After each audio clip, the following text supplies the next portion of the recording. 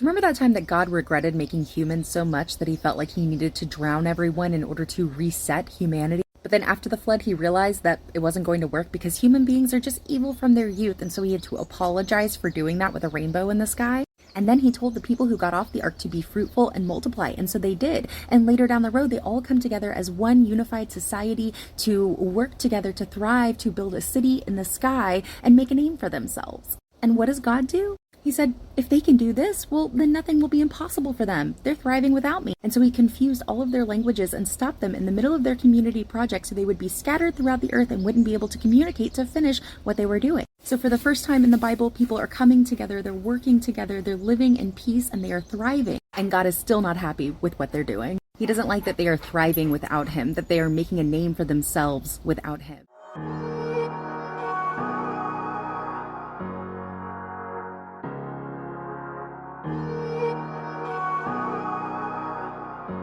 Okay, several things wrong with that. First of all, God did not give the rainbow as a sign to say that he was apologizing or that he was sorry for flooding the earth.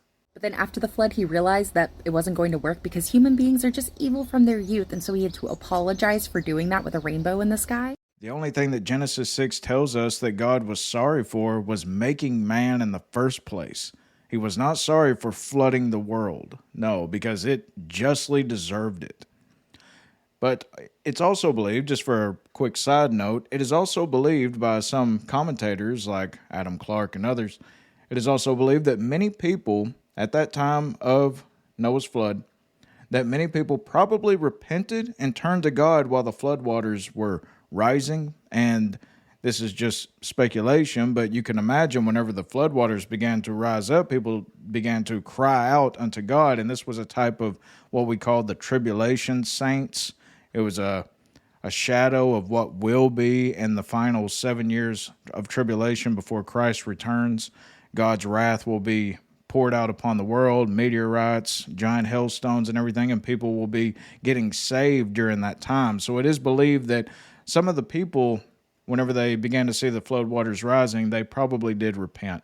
Now let's come to the subject at hand. Notice what she says after the flood of Noah. And then God told the people who got off the ark, Noah and his sons and their wives and his wife and all this. And then he told the people who got off the ark to be fruitful and multiply. And so they did. Now I'm quoting her. That is not all the verse. That is not all of the commandment that God said to Noah and his sons. She skipped over a very key point within the verse. Genesis 9:1, verbatim. And God blessed Noah and his sons after the flood, and said unto them, be fruitful and multiply and replenish the earth.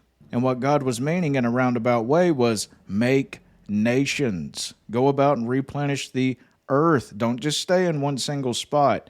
Spread out. How do we know that? Because Genesis 11, in which she's referring to with this Tower of Babel narrative, the very final verse of Genesis 10, immediately preceding Genesis 11, tells us this. Genesis 10 is telling us about how the nations were formed, and Genesis 11 with the Tower of Babel tells us how that separation of people came about. The final verse of Genesis 10 is this. These are the families of the sons of Noah after their generations in their nations.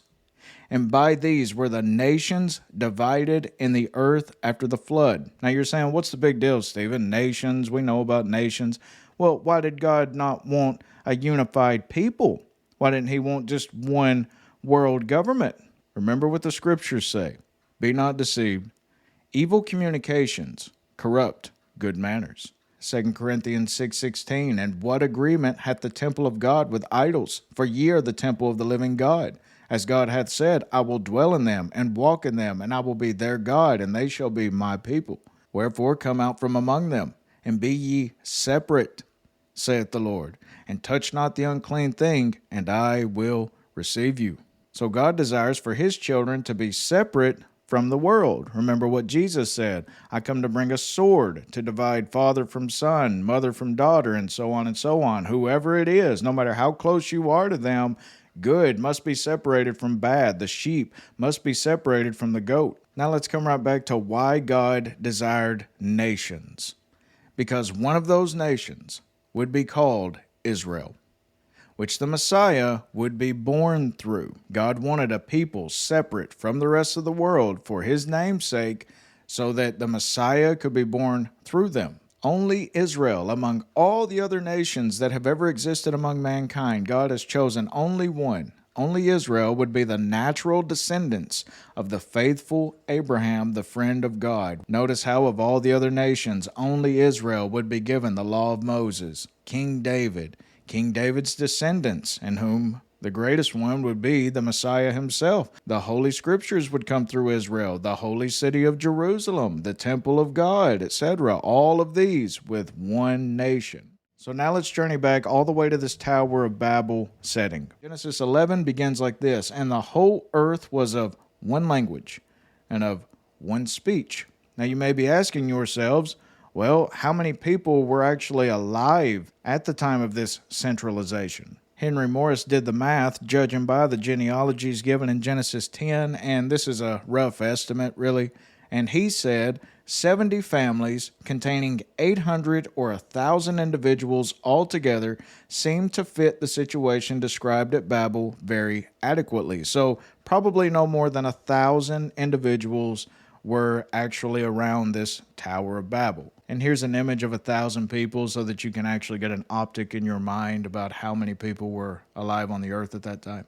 So these 1,000 or so descendants of Noah, they were all grouped together. They were all of one language, one speech. And it came to pass as they journeyed from the east that they found a plain in the land of Shinar, and they dwelt there, believed to be around modern-day Iraq.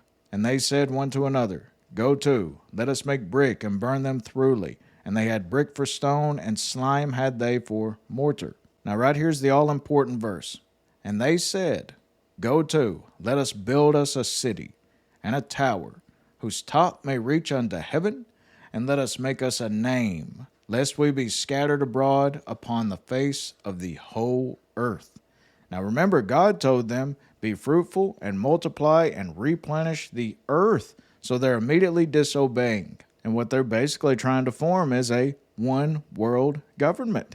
Whether they knew it or not, that's exactly what they were trying to form.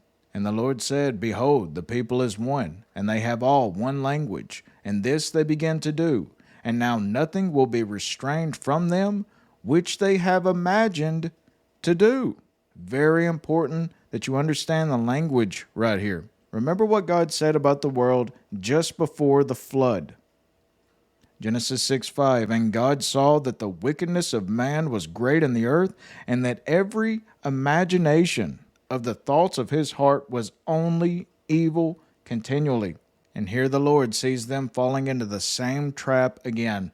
And now nothing will be restrained from them which they have imagined to do. They're thinking about evil once again. How do I know that? Because the scripture plainly tells us how the heart of man is deceitful above all things and desperately wicked.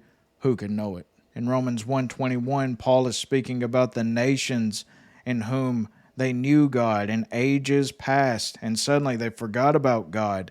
Why did they forget about God and begin worshiping idols? He tells us right here, because that when they knew God, they glorified him not as God, neither were thankful, but became vain in their imaginations, and their foolish heart was darkened. And that is the correct biblical reason why we read in verse 9, Therefore is the name of it called Babel, because the Lord did there confound the language of all the earth, those 1,000 or so people, and from thence did the Lord scatter them abroad upon the face of all the earth. The Lord, once again, wanted them to make nations. But what's the distorted atheist view of why God did this? Because they don't know their Bibles?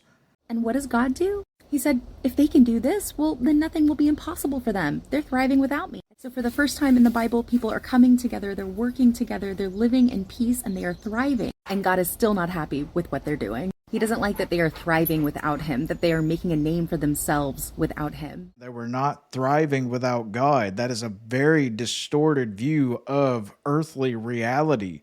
There is no utopia that's going to be set up by fallen mankind. Down here, without the Prince of Peace, without Christ ruling, without God ruling over the world, there's going to be nothing but evil. And this is exactly what Satan wants. In Genesis, the very beginning of the Bible, we see how God, he says, no one world government. But at the very end of the Bible, in the book of Revelation, in chapters 12 and 13, we read of how Satan will set up a one world government under a one world leader known as the Antichrist. Revelation 13:7 reads like this: It was given unto the Antichrist to make war with the saints and to overcome them, and power was given him over all kindreds and tongues and nations. And there, my friends, you see the great danger in having a one world government down here on the earth. God sees this long before we do, about how once that an evil ruler steps up, and one evil ruler will eventually get in power no matter what nation it is. All nations have always had evil rulers and some good rulers. But once that evil ruler steps up and he takes this total control over this total one world government, nothing but death and chaos and godlessness will reign then. That was the whole reason behind the flood of Noah in the first place. Revelation 13:8 continues, and all that dwell upon the earth shall worship him, because that's what a one world government leader will do. All will worship him whose names are not written in the book of life of the Lamb slain from the foundation of the world. This is why we should think it no surprise that the world leaders of today, except for a handful, are all wanting a one world government. Nelson Rockefeller can be quoted, "The nation state is becoming less and less competent to perform its international political task. These are some of the reasons pressing us to lead vigorously toward the true building of a new world order." Henry Kissinger can be quoted during the time of Obama's presidency. "I think that Obama's task will be to develop an overall strategy for America in this period when really a new world order can be created." Congressman Larry McDonald said in 1976, "The drive of the Rockefellers and their allies is to create a one world government, combining supercapitalism and communism under the same tent, all under their control. Do I mean conspiracy? Yes, I do. I am convinced there is such a plot, international in scope, generations old in planning, and incredibly evil in intent." And even the world religious leaders have their say about this. Pope John Paul II, "By the end of this decade, we will live under the first one world government that has ever existed in the society of nations. A government with absolute authority to decide the basic issues of human survival. One world government is inevitable." Here's an image comparing the European Union's Parliament building in Strasbourg to their design of a painting of the Tower of Babel. So they are wanting this new world order, this one world government that was started long ago after the flood with the Tower of Babel. And I tell you right now, my dear friends, this is why they hate Donald Trump. It's not because he's a great godly man. It's not because he's a great preacher. Franklin Graham, Billy Graham's son, he's one of these preachers on the world stage, and he doesn't hardly get any hate compared to Donald Trump. Have you ever wondered why they hate him so much? What's Donald Trump most known for? Loving America. He loves the national sovereignty of America, and that is the greatest obstacle to this one world government that Satan is trying to set up. So he sends all of his minions after this lover of America in hopes to crush him and any and all like him, because Satan knows that he can't really enact his will upon the world until this one world government is established under his name. He can't fully persecute Israel. He can't fully persecute the Christians. That's the reason why he focuses in on guys like this so hardcore, because he can't establish this one world government with these people in the way. And mind you, I'm not a big Donald Trump fan. I'm not telling any of you who to vote for, but I'm saying it makes perfect sense that Satan, being the God that this world chooses to follow, it makes perfect sense why nationalists are so hated, like Donald Trump. He's like the nationalist of nationalists, basically. And that's why they are so hated, because they are against this one world government, which once again began at the time of the Tower of Babel.